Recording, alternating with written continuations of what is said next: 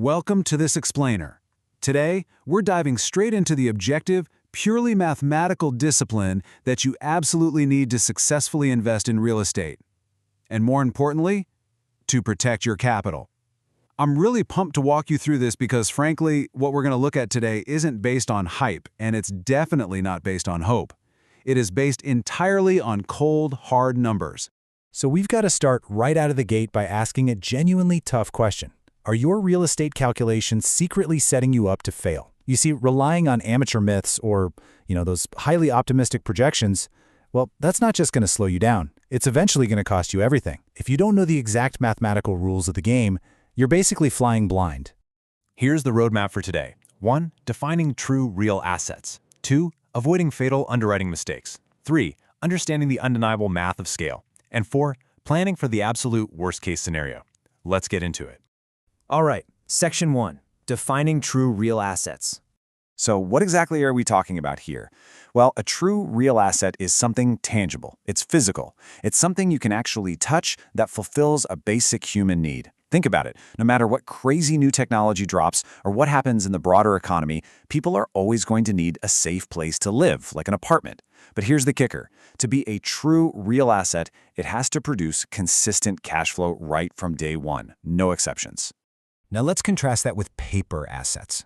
Unlike stocks or real estate investment trusts, which are intangible and, let's face it, can plummet overnight based on pure market panic, a physical property where people actually live is fundamentally shielded from those abstract market crashes. A real asset is absolutely necessary, it's cash flowing, and it naturally resists inflation. It's a completely different ballgame. Moving on to Section 2, Fatal Underwriting Mistakes. Listen, underwriting is where the battle is won or lost way before you ever buy the property. If you can actively avoid a few specific fatal pitfalls when calculating your deal, your risk of losing money just drops exponentially. First off, using market rents. Let me be crystal clear, market rents mean absolutely nothing. Only actual collected rent matters. Amateurs also constantly underestimate historical vacancies. They put all their faith in magical future projections, and they completely forget to factor in the hidden costs of debt, acquisition, and physical due diligence. And that brings us to the biggest trap of all. To quote a fundamental rule of real estate, the pro forma means it hasn't happened. It's future predictions. Basically, a pro forma is just an optimistic wish list. It's a fairy tale made up by a seller or a broker to make the property look way more profitable than it actually is right now. So the golden rule?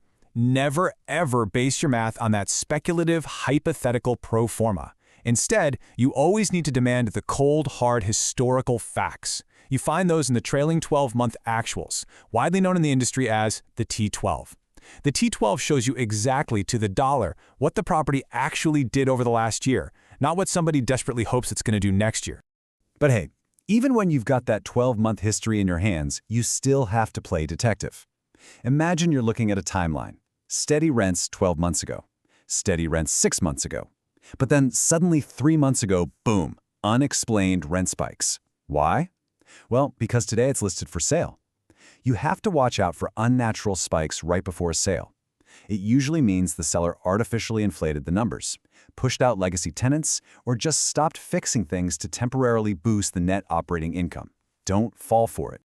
Another absolute deal killer is believing lazy occupancy numbers. Sellers will almost always hand you a glossy flyer claiming 95 or even 100% occupancy. But historically, realistically, actual occupancy rates hover closer to 85 or 88%, depending on the specific city you're in. Swallowing that lazy 95% myth is a huge mathematical error, and it will absolutely crush your expected cash flow. Okay, let's jump to Section 3, the math of scale. Now, this brings us to a massive paradigm shift. A lot of people think you should start small. Actually, starting small in real estate is probably the most dangerous thing you can do. In professional underwriting, the number 16 is widely considered the absolute minimum threshold for mathematical safety. Why?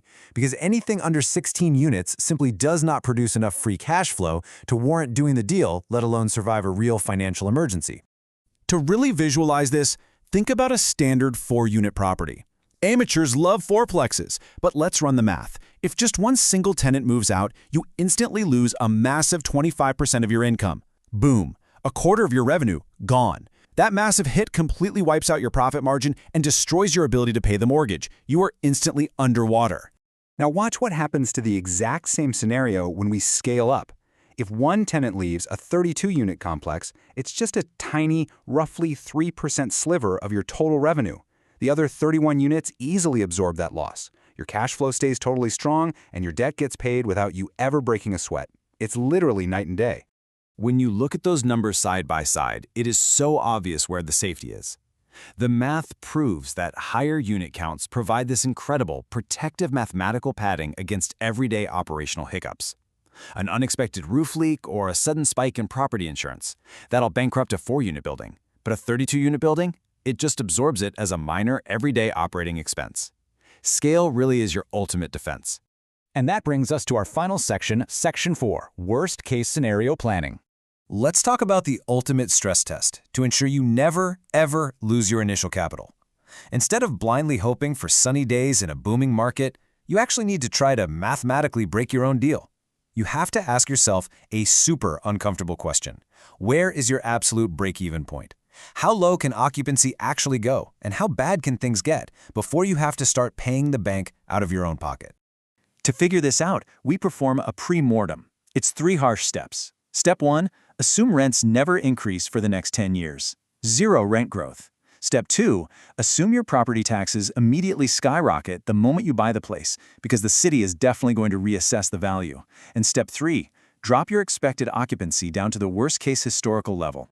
Now here is the magic rule. If you apply all those awful negative variables, all that financial stress, and the property still generates positive cash flow on day 1 of you owning it, you, my friend, have found a truly viable, mathematically sound investment. Remember, you never buy for future potential, you only ever buy for day 1 reality.